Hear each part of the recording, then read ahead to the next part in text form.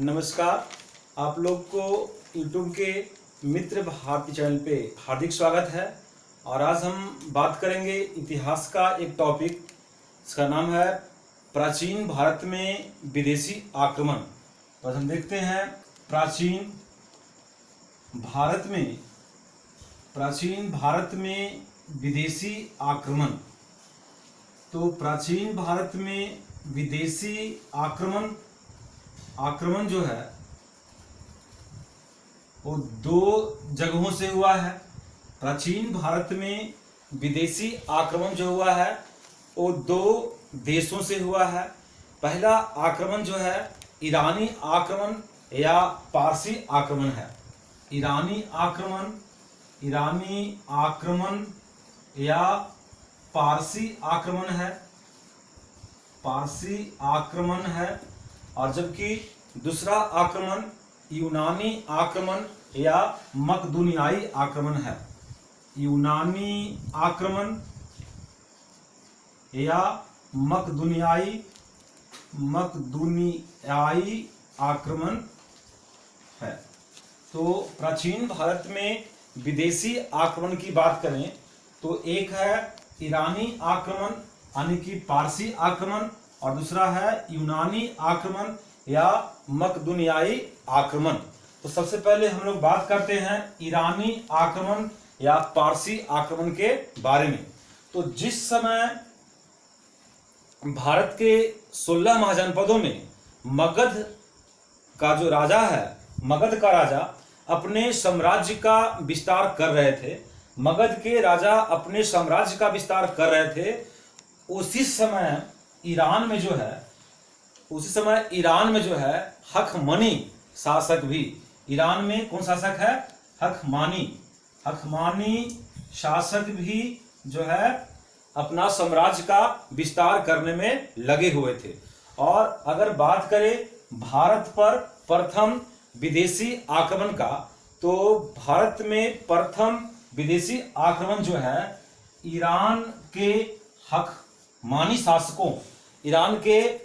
शासकों ने किया। और जिसमें पहला आक्रमण किया था वो था साइरस द्वितीय। ईरान का हखमनी वंश का शासक साइरस द्वितीय ने भारत पर पहला असफल आक्रमण किया, क्योंकि साइरस द्वितीय जो आक्रमण किया भारत पर वो आक्रमण सफल नहीं हो पाया। तो ईरानी आक्रमणकारी यानी कि हखमनी वंश का जो था साइरस द्वितीय, वो भारत पर आक्रमण किया, परंतु उसका आक्रमण सफल नहीं हो पाया। अगर बात करें हखमनी वंश के शासकों में जो प्रथम सफल आक्रमण किया वो है दारा प्रथम। उसका नाम है दारा प्रथम या उसको कहते हैं डेरियस प्रथम। दारा प्रथम या डेरियस प्रथम। तो यहां पर देखिए साइरस द्वितीय भी आक्रमण किया परंतु असफल रहा। तो प्रथम असफल आक्रमण जो बात करेंगे वो है साइरस प्रथम। ये भी हखमानी वंश का शासक है। और पहला सफल आक्रमण जो किया है वो है दारा प्रथम यानी कि डेरियस प्रथम। ये भी हखमानी वंश का ही शासक है। और ये दारा प्रथम यानी कि डेरियस प्रथम ने जो भारत पर आक्रमण किया, वह आक्रमण जो का समय था वो था 516 ईस्वी पूर्व। 516 ईस्वी पूर्व में दारा प्रथम या डेरियस प्रथम ने आक्रमण किया था। और इसने जो आक्रमण किया भारत पर वह पंजाब और सिंधु नदी के पश्चिमी क्षेत्र को जीतकर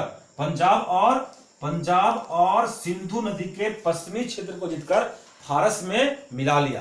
पंजाब और सिंधु नदी के पश्चिमी क्षेत्र को जीतकर फारस से मिला लिया। और इस क्षेत्र को जो है यह क्षेत्र जो है फारस का 20वां प्रांत बन गया।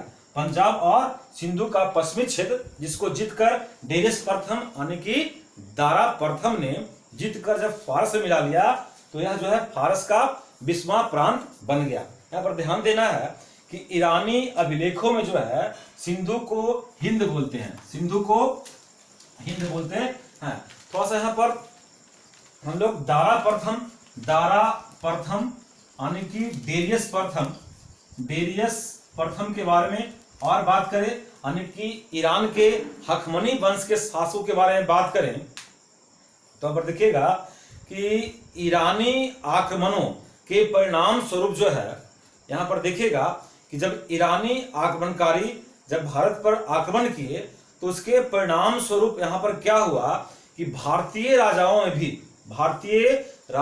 में भी साम्राज्यवादी विचारधारा की भावना जो है वो प्रबल हुई। पहले से भी साम्राज्य का विस्तार तो कर रहे थे, लेकिन साम्राज्यवादी विचारधारा की भावना जो है प्रबल कब हुई? जब ईरानी लोग आक्रमण किए तब। तो यहाँ पर दारा प्रथम या डेरियस प्रथम की बात करें जो कि हखमानी शासक है, हखमानी वंश का शासक है। तो यहाँ पर देखिएगा कि साइरस की बात करें तो साइरस के उत्तराधिकारी और खासकर कंबुजिये प्रथम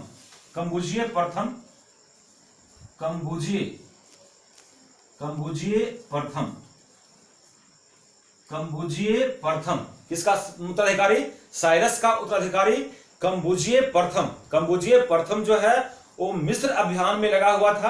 कंबुजिये प्रथम मिस्र अभियान में लगा हुआ था और उसका ध्यान कभी भी जो है भारत विजय पर नहीं आया। उसके बाद साइरस द्वितीय और कंबुजिये द्वितीय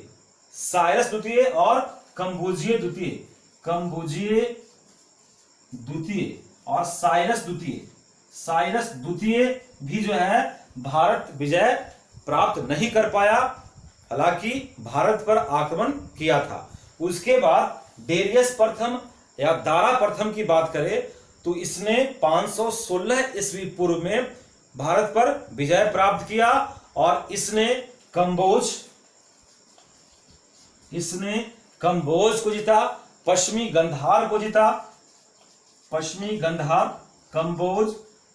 गंधार और साथ में सिंध प्रांत पर विजय प्राप्त किया। कंबोज, पश्चिमी गंधार और साथ में सिंध प्रांत पर विजय प्राप्त किया। एक अभिलेख है जिसका नाम है वहिस्तान अभिलेख। तो वहिस्तान अभिलेख जो है, इस वहिस्तान अभिलेख से यह ज्ञात होता है कि डेरियस प्रथम यानी कि दारा प्रथम ने गंधार प्रदेश पर भी विजय प्राप्त किया था।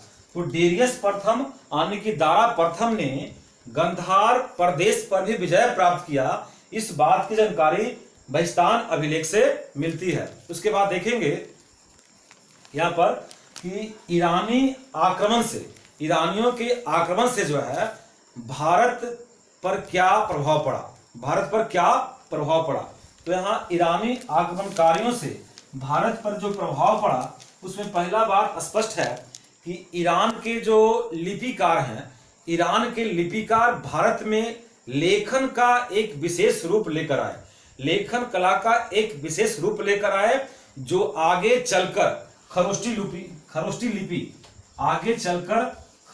लिपि में बदल गया, आगे चलकर खरोष्टी लिपि के नाम से प्रसिद्ध हुआ। और यह लिपि जो है, खरोष्टी लिपि जो है, अरबी लिपि की तरह दाएं से बाईं की ओर लिखी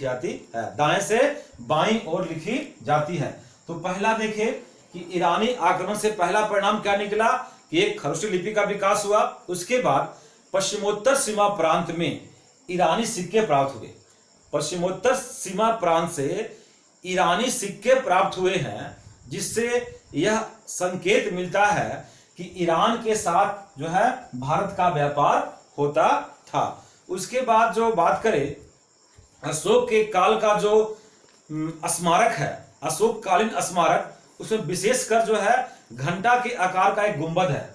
अशोककालीन स्मारक में एक विशेषकर घंटा के आकार का गुंबद है जो कुछ हद तक जो है ईरानी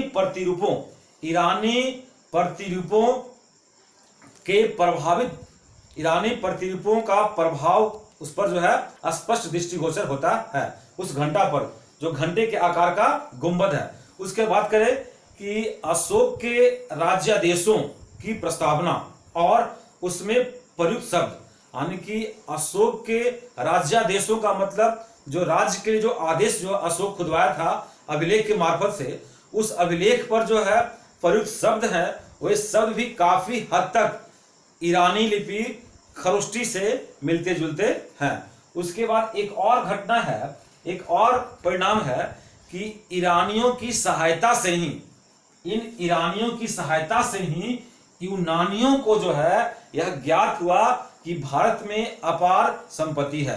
तो यूनानियों को जानकारी जो मिला वो ईरानियों की सहायता से ही मिला कि भारत में अपार संपत्ति है और भारत जो है सोने की चिड़िया है।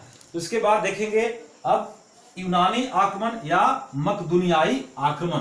तो ईरानी आक्रमण के बाद जो है यूनानी आक्रमण या मकदूनियाई आक्रमण की बात करें तो ईरानी आक्रमण के बाद जो है भारत को, ईरानी आक्रमण के बाद भारत को यूनानी आक्रमणकारी सिकंदर का सामना करना पड़ा, सिकंदर का सामना करना पड़ा।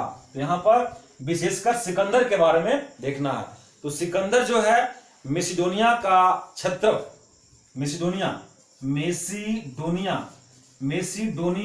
का क्षत्रप फिलिप द्वितीय का पुत्र है। सिकंदर जो है मेसिडोनिया का क्षत्रप फिलिप द्वितीय का पुत्र है। सिकंदर के आक्रमण के समय जो है, सिकंदर जब भारत पर आक्रमण किया है, आक्रमण के समय पश्चिमोत्तर भारत अनेक छोटे छोटे राज्यों में विभक्त थे, जिसमें से कुछ गणतंत्रात्मक थे तो कुछ राजतंत्रात्मक थे, जिन्हें अलग अलग जितना सिकंदर के लिए जो क्या था आसान था, क्योंकि कुछ राज जो है गणतंत्रात्मक थे और कुछ राज जो है राजतंत्रात्मक थे और ये राज जो है अलग अलग थे, इसीलिए सिकंदर के लिए इसे जितना आसान था। सिकंदर यूनान का शासक जो है, यूनान का एक छोटा सा प्रांत है मकदूनिया का शासक था और वह अपने पिता के मृत्यु के बाद जो है 336 ईस्वी पूर्व में जो है उसका राज्याभिषेक होता है। वह जो है गद्दी पर बैठता है अपने पिता फिलिप द्वितीय के मृत्यु के बाद। तो यहाँ पर चूंकि सिकंदर के बारे में पढ़ना है, थोड़ा सिकंदर के बारे में विशेष रूप से देखते हैं। तो सिकंदर के बारे में बात करें तो सिकंदर का जो जन्म हुआ है, सिकंदर का जन्म जो है 356 ईस्वी पूर्व में हुआ है। सिकंदर का जन्म 356 ईस्वी पूर्व में हुआ है। इसके पिता का नाम जो है वह है फिलिप द्वितीय, पिता का नाम है फिलिप द्वितीय। जन्म 356 ईस्वी पूर्व में, पिता का नाम फिलिप द्वितीय। और इसका अगर बात करें राज्याभिषेक का बात करें तो राज्याभिषेक जो है 336 ईस्वी पूर्व में, 336 ईस्वी पूर्व में हुआ। मात्र 20 वर्ष की आयु में सिकंदर का जो है राज्याभिषेक हुआ है। यहां पर देखिएगा कि सिकंदर का राज्याभिषेक 336 ईस्वी जन्म का हुआ 356 ईस्वी पूर्व में और राज्याभिषेक 336 ईस्वी पूर्व में हुआ। और सिकंदर जो है 334 ईस्वी पूर्व से लगाकर 330 ईस्वी पूर्व तक, 330 ईस्वी पूर्व तक, 334 ईस्वी पूर्व से 330 ईस्वी पूर्व तक सिकंदर जो है ईरानी युद्ध में लगा हुआ है। और उसके बाद जो है 326 ईस्वी पूर्व में सिकंदर भारत विजय अभियान पर निकलता है और 325 ईस्वी पूर्व में यह जो है भारत से वापस स्वदेश लौटता है। और यह सिकंदर की बात करें तो मात्र 9 महीना तक भारत में रहा है, 19 महीना तक, मात्र 19 महीना तक भारत में रहा है। सिकंदर जो है 326 ईस्वी पूर्व में भारत विजय अभियान पर निकला और भारत से पुनः स्वदेश जो है प्रस्थान कब किया है 325 ईस्वी पूर्व में। इस प्रकार सिकंदर जो है 19 महीना तक जो है भारत में रहता है। अब भारत से लौटने के बाद जो है 323 ईसा पूर्व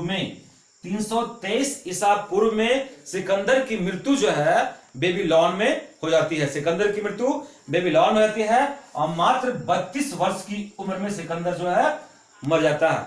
32 वर्ष की उम्र में सिकंदर मर जाता है। यहां पर देखिए सिकंदर की गुरु का नाम, तो सिकंदर का गुरु कौन है? अरस्तु। सिकंदर का गुरु अरस्तु है, जबकि अरस्तु के गुरु का नाम प्लूटो है और प्लूटो के गुरु का नाम सुकरात है। तो सिकंदर के गुरु कौन है? अरस्तु। सिकंदर के गुरु हैं अरस्तु, जो कि यूनानी दार्शनिक थे। सिकंदर के गुरु अरस्तु जो कि यूनानी दार्शनिक थे। और इनके बारे में बात करें अरस्तु के बारे में, तो अरस्तु भौतिकी, कविता, नाटक, संगीत, तर्कशास्त्र, राजनीति शास्त्र और नीति शास्त्र के साथ साथ जीव विज्ञान सहित अनेक विषयों की रचना कर चुके थे। अरस्तु के बारे में बात करें तो भौतिकी, कविता, नाटक, संगीत, तर्कशास्त्र, राजनीति शास्त्र, नीति शास्त्र और जीव विज्ञान सहित कई विषयों की रचना कर चुके थे। और सिकंदर की बात फिर आए, सिकंदर के बारे में करें तो सिकंदर जो है सिर्फ एशिया माइनर यानी कि तुर्की ही नहीं, एशिया माइनर, तुर्की और इराक ही नहीं बल्कि ईरान को भी जीत लिया था। यानी कि तुर्की, ईरान और इराक को भी जीत लिया था। इसके बाद सिकंदर जो है भारत की ओर आगे बढ़ा। अब सिकंदर जब भारत पर आक्रमण किया, सिकंदर जब भारत पर आक्रमण किया तो उसका मूल कारण था कि उसकी धन प्राप्ति की लालसा। भारत में अपार धन को देखते हुए ही सिकंदर जो है भारत पर आक्रमण करता है। अब यहाँ पर बात देखना है कि सिकंदर को भारत की संपत्ति के बारे में ज्ञात कैसे हुआ, कैसे पता चला सिकंदर को कि भारत जो है सोने की चिड़िया है और भारत में अपार संपदा है। तो इतिहास के पिता कहे जाने वाले हेरोडोटस, इतिहास के पिता कहे जाने वाले हेरोडोटस और अन्य कई यूनानी लेखकों ने अपने पुस्तक में भारत की संपत्ति का वर्णन किया है। और उन पुस्तकों का अध्ययन करने के बाद जो है सिकंदर को पता चलता है कि भारत में अपार संपदा है और संपत्ति प्राप्ति की लालसा से ही जो है सिकंदर 326 ईस्वी पूर्व में भारत पर आक्रमण करता है। और 326 ईस्वी पूर्व में जो सिकंदर भारत पर आक्रमण करता है तो वो काबुल होते हुए आता है और हिंदू कुश पर्वत के खैबर दर्रा को पार करता है। हिंदू कुश पर्वत के खैबर दर्रा को पार कर भारत आता है। अगर बात करें कि सिकंदर भारत कैसे आया तो काबुल होते हुए हिंदू कुश पर्वत के खैबर दर्रा को पार कर वह भारत पर आया। और उसका पहला आक्रमण जो है तक्षशिला के राजा आंभी के विरुद्ध था। पहला आक्रमण तक्षशिला के राजा आंभी के विरुद्ध था। और तक्षशिला का एक और सुविख्यात राजा है जिसका नाम है पोरस भी एक राजा है और पोरस के विरुद्ध भी उसका अभियान हुआ है। पोरस से भी युद्ध हुआ है सिकंदर का, लेकिन पहला युद्ध किससे हुआ है? आंबे से। दूसरा हुआ है पोरस से। और पोरस का जो राज था वो पोरस का राज जो है झेलम और चिनाब नदी के मध्य पड़ता था। पोरस का राज झेलम और चिनाब नदी के मध्य पड़ता था। यहां पर देखिए, अगर राजा आंभी और राजा पोरस अगर दोनों संयुक्त मोर्चा बनाते तो हो सकता है कि ये दोनों मिलकर सिकंदर से जीत जाते, परंतु राजा आंभी और पोरस दोनों संयुक्त मोर्चा बनाने में असफल रहे।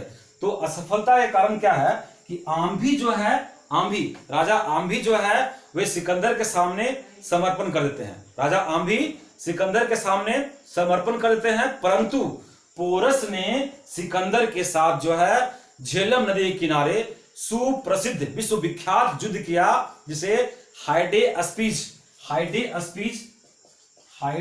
अस्पीज की युद्ध कहते हैं। हाइडे अस्पीज का युद्ध, या इसको बोलेंगे बितस्ता का युद्ध। यहां पर देखिएगा बितस्ता क्या है, तो बितस्ता झेलम का प्राचीन नाम है। झेलम का पुराना नाम क्या है? बितस्ता। जैसे ब्यास नदी का पुराना नाम है बिपाशा, तो झेलम का पुराना नाम है बितस्ता। तो बितस्ता का युद्ध या हाइडे अस्पीज का युद्ध किसके बीच हुआ? सिकंदर और पोरस के बीच। इस युद्ध में पोरस जो है बहादुरी के साथ लड़ता हुआ हार जाता है, और हारने के बाद भी यहां पर देखिएगा, हारने के बाद भी सिकंदर क्या करता है कि पोरस की बहादुरी से खुश होता है। पोरस की बहादुरी से खुश होकर और पोरस के राज्य को जो है सिकंदर लौटा देता है, और सिकंदर जो है पोरस से मित्रता कर लेता है। और पोरस से जीतने के बाद या पोरस से मित्रता कर लेने के बाद सिकंदर आगे बढ़ता है, और सिकंदर जो है ग्लोगनिकाय, ग्लोगनिकाय, ग्लोगनिकाय, ग्लोगनिकाय या काठ, ग्लोगनिकाय या कठ जातियों पर, कठ, ग्लोगनिकाय या कठ जातियों पर आक्रमण करता है और उसको हराता है। यानी कि पोरस अभियान के बाद सिकंदर जो है किसको हराता है? ग्लोगनिकाय या कठ जातियों को हराता है।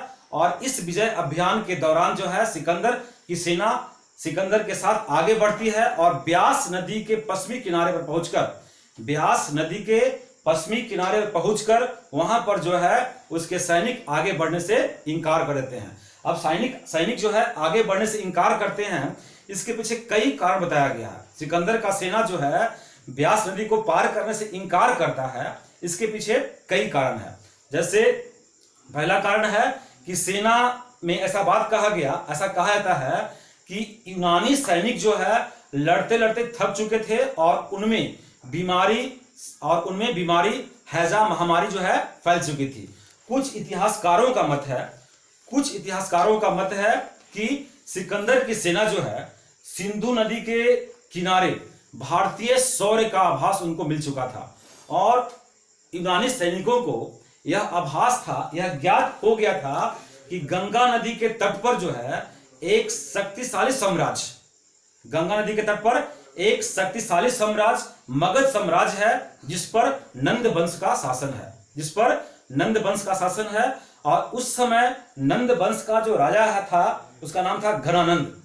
कौन था? घनानंद। और ऐसा कहा जाता है कि सिकंदर की सेना से कई गुना बड़ा सेना था किसका? घनानंद का, यानी कि नंदों का सेना था। तो कई इतिहासकार बोलते हैं कि यूनानी सेना जो है घनानंद की सेना से डरकर आगे बढ़ने से इनकार कर दिया। कई इतिहासकारों का मत है कि ऐसा नहीं है, वे जो है यूनानी सेना जो है कई वर्षों से लगातार युद्ध कर रहा था, इस कारण वे थक चुका था और उसमें घर वापसी की भावना पनप रही थी और उनमें बीमारी फैल चुकी थी।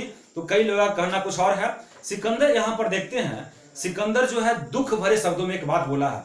सिकंदर जो है, कई इतिहासकार इस बात का जानकारी देते हैं कि सिकंदर जो है दुख भरे स्वर में कहता है कि मैं उन दिलों में उत्साह भरना चाहता हूं, मैं उन दिलों में उत्साह भरना चाहता हूं जो निष्ठाहीन और कायरता से पूर्ण है और दबे हुए हैं, जो निष्ठाहीन और कायरता पूर्ण से दबे हुए हैं। यहां पर देखिएगा कि इस प्रकार अगर हम बात करें तो सिकंदर के बारे में कि वह राजा जो कभी अपने शत्रुओं से नहीं हारा, वह राजा जो कभी अपने शत्रुओं से नहीं हारा, परंतु वह अपने ही लोगों से हार मानने पर विवश हो गया। कभी भी सिकंदर जो है अपने शत्रु से नहीं हारा, परंतु वह राजा अपने ही लोगों से हार मानने के लिए विवश हो गया। और वापसी के समय सिकंदर की सेना जो है सिंधु नदी के पास पहुंचकर दो भागों में बढ़ जाती है। एक भाग जो है जल मार्ग से होकर जाते हैं, जिसका नेतृत्व सिकंदर के जल सेनापति है, जिसका नाम है निर्याकस। सिकंदर के जल सेनापति जिसका नाम है निर्याकस। एक भाग जो है जल मार्ग से जा रहे हैं, जिसका नेतृत्व जल सेनापति निर्याकस कर रहा है, और दूसरा भाग जो है स्थल मार्ग से होकर जा रहे हैं, जिसका नेतृत्व जो है क्रेटेरस कर रहा है, क्रेटेरस